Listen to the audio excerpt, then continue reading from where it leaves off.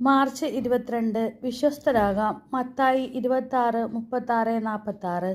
അനന്തരം യേശു അവരോടൊത്ത് ഗെത്സേമനി എന്ന സ്ഥലത്തെത്തി. അവൻ ശിഷ്യന്മാരോട് പറഞ്ഞു, ഞാൻ പോയി പ്രാർത്ഥിക്കുവോളം നിങ്ങൾ ഇവിടെ ഇരിക്കുക.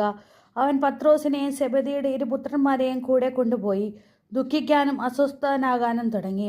അവൻ അവരോട് പറഞ്ഞു, തീവ്ര ദുഃഖത്താൽ ഞാൻ മരണത്തോളം എത്തിയിരിക്കുന്നു. നിങ്ങൾ എന്നോടൊത്ത് ഉണർന്നിരിക്കുക.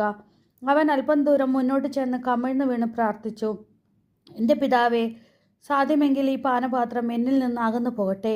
എങ്കിലും എൻ്റെ ഹിതം പോലെയല്ല, അവിടുത്തെ ഹിതം പോലെ ആകട്ടെ. അനന്തരം അവൻ ശിഷ്യന്മാരുടെ അടുത്തേക്ക് വന്നു. അപ്പോൾ അവർ ഉറങ്ങുന്നത് കണ്ടു. അവൻ പത്രോസിനോട് ചോദിച്ചു, എന്നോട് കൂടി 1 മണിക്കൂർ ഉണർന്നിരിക്കാൻ നിങ്ങൾക്ക് കഴിഞ്ഞില്ലേ? പ്രലോഭനത്തിൽ അകപ്പെടാതിരിക്കാൻ നിങ്ങൾ ഉണർന്നിരുന്ന് പ്രാർത്ഥിക്കുവിൻ. ആത്മാവ് സന്നദ്ധമെങ്കിലും ശരീരം ബലഹീനമാണ്. 2ാം പ്രാവശ്യവും അവൻ പോയി പ്രാർത്ഥിച്ചു, എൻ്റെ പിതാവേ, ഞാൻ കുടിക്കാതെ ഇത് കടന്നു പോകുകയില്ലെങ്കിൽ അങ്ങയുടെ ഹിതം നിറവേറട്ടെ.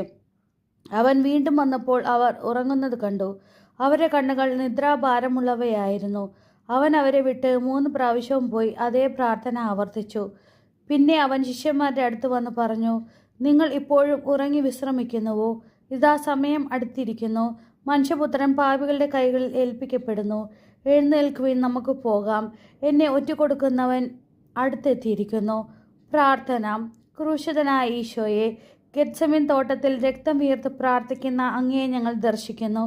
ക്രൂരമായ മരണത്തിന് മുമ്പിലും ദൈവഹിതത്തിന് തന്നെ സമർപ്പിക്കുന്ന അങ്ങയുടെ വിശ്വസ്തത ഞങ്ങൾ കാണുന്നു.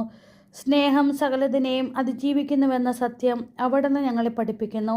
അങ്ങയോടും സഹോദരങ്ങളോടുമുള്ള ബന്ധത്തിൽ വിശ്വസ്തത പുലർത്താനും അങ്ങയുടെ ഹിതം മാത്രം നിറവേറ്റാനും ഞങ്ങളെ അനുഗ്രഹിക്കണമേ. ഉദ്ദിഷ്ട കാര്യസാധ്യത്തേക്കാൾ അങ്ങയുടെ ഹിതം ഞങ്ങൾക്ക് അന്വേഷിക്കട്ടെ. സുഹൃത ജപം. ഈശോയെ, വിശ്വസ്തതയിൽ ഞങ്ങളെ വളർത്തണമേ. ഈശോയെ, വിശ്വസ്തതയിൽ ഞങ്ങളെ വളർത്തണമേ. ഈശോയെ, വിശ്വസ്തതയിൽ ഞങ്ങളെ വളർത്തണമേ. നമ്മുടെ കർത്താവായ മിശിഹായ്ക്ക് സ്തുതി.